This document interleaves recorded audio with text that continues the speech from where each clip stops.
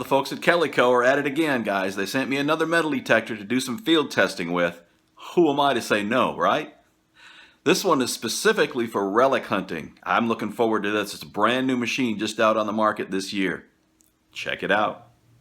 Okay, so here it is. It's the Nokta FORS Relic. Can't wait to get this thing out of the box and give it a try. This thing comes with 2 coils in the box. Comes with the 11x7 standard double D and the 5-inch sniper coil. It also comes with a second lower shaft to make it real easy to swap out coils. Now there's 6 different factory preset search modes. We're going to try them all out, see which one works best, at least for my soil conditions anyway. It's a 19 kilohertz machine. Should do real well on those small targets.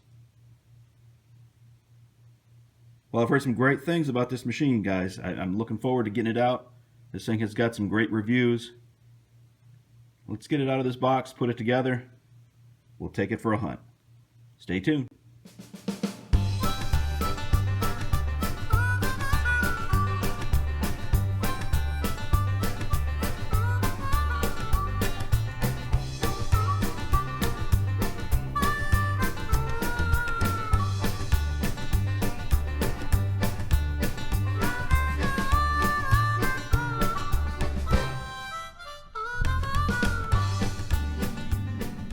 Alright guys, first day with the FORS Relic.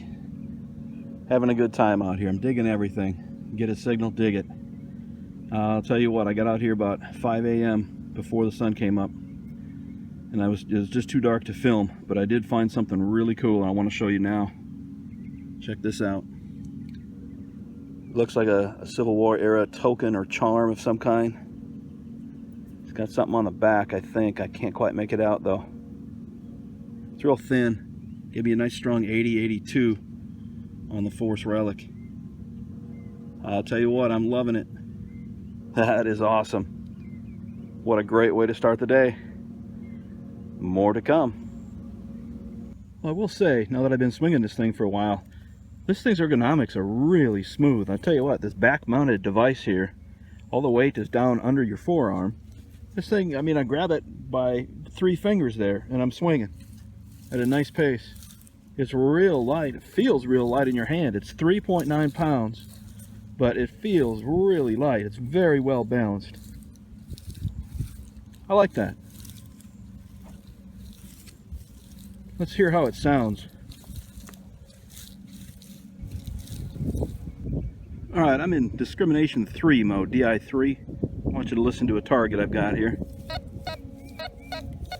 A little choppy, but it's kind of right at that break point between the mid-tone and the high tone.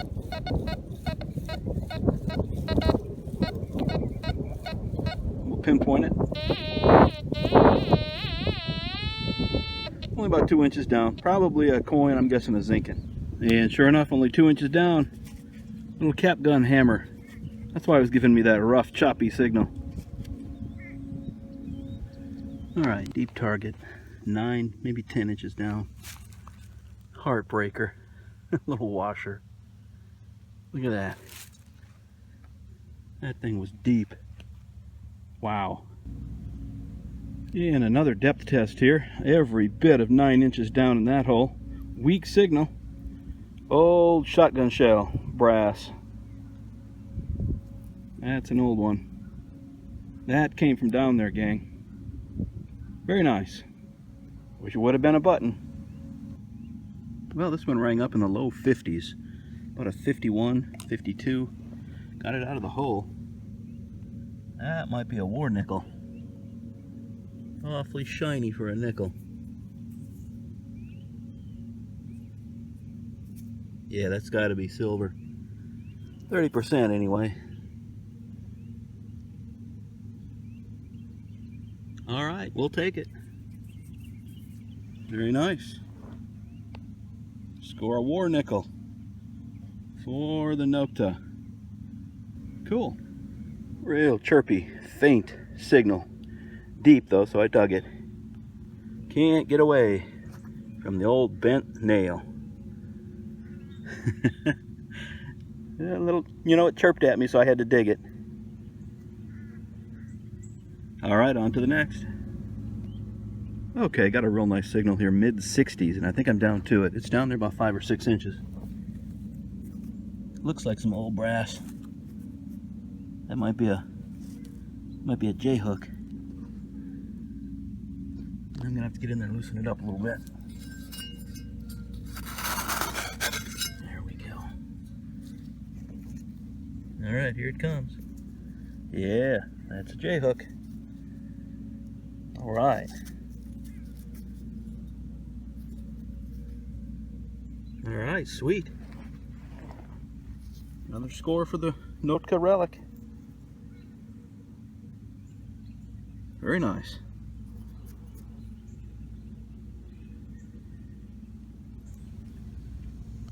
Well, one thing I can say for sure is the FORS Relic is good on small items. That's a little percussion cap from the Civil War left behind by Sherman's troops. A little tiny percussion cap. Picked it right up, no problem. Okay, you got another real faint signal here. It was only about 4 or maybe 5 inches down there. Just came out on the last shovelful. And it looks like another percussion cap. Sure enough. Tiny little percussion cap. Very nice.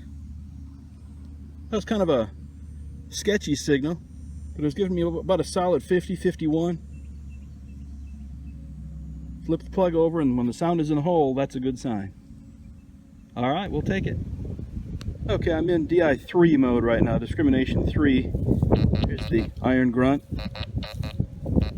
Coming in at 10. But then there's a good signal right here. 7980.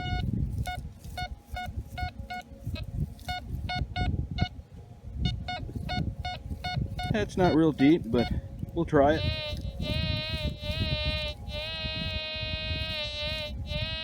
About 4 inches.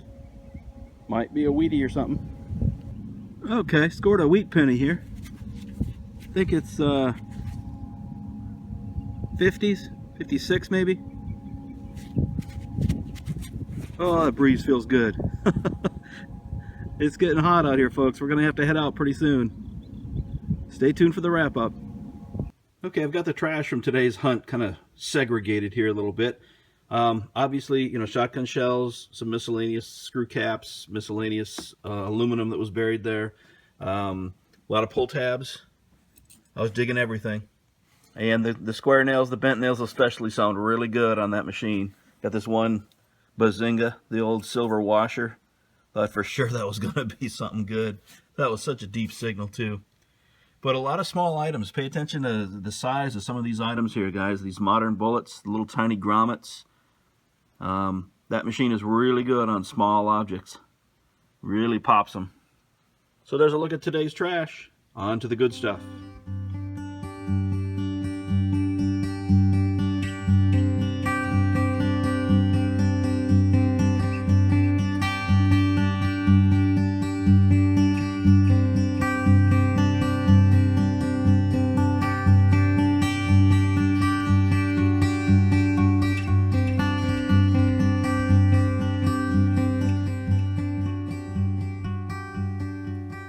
Okay, well, for this wrap up, we're going to take a closer look at the Nokta FORS Relic.